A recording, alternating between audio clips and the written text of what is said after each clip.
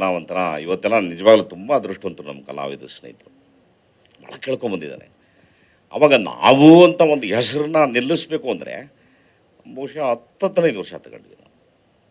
ನನ್ನ ಹೆಸರು ಜಗ್ಗೇಶ್ ಅಂತ ಜನಕ್ಕೆ ಪಾಪ ಕೆ ವಿ ರಾಜು ಅವರ ಸಹಾಯದಿಂದ ಸಂಗ್ರಾಮ ಚಿತ್ರದಲ್ಲಿ ಗೊತ್ತಾಯಿತು. ಅಷ್ಟೊತ್ತಿಗೆ ನಾನು 8 ವರ್ಷ ಆಗಿತ್ತು ಒಂದು ಸಿನಿಮಾ ಇಂಡಸ್ಟ್ರಿಗೆ. ತುಂಬ ಚೆನ್ನಾಗಿದೆ. ಎಂಥ ಅದೃಷ್ಟವಂತರು ಅಂದರೆ ನಾನು ಮೊನ್ನೆ ಎಲ್ಲ ಕೂತ್ಕೊಂಡು ನೋಡ್ತಾ ಇದ್ದೆ. ನಮಸ್ಕಾರ ಸಾರ್ ಅಂತ ಅವನು ಆಡ್ತಾನೆ, ಅವನಿಗೆ ಅದೆಷ್ಟೋ lakh ಅಭಿಗಳಂತೆ.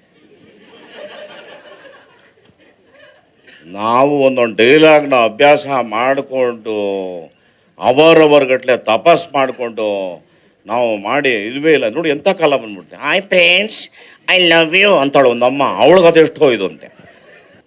I don't know what's ಆ ಶ್ರಮಕ್ಕೆ ಫಲನ ಇದು ಅಥವಾ ಹೆಂಗೆ ಇದು ಅನ್ನೋದು ಒಂದು ನನಗೆ ಅರ್ಥ ಆಗ್ತಾ ಇಲ್ಲ ನನಗೆ.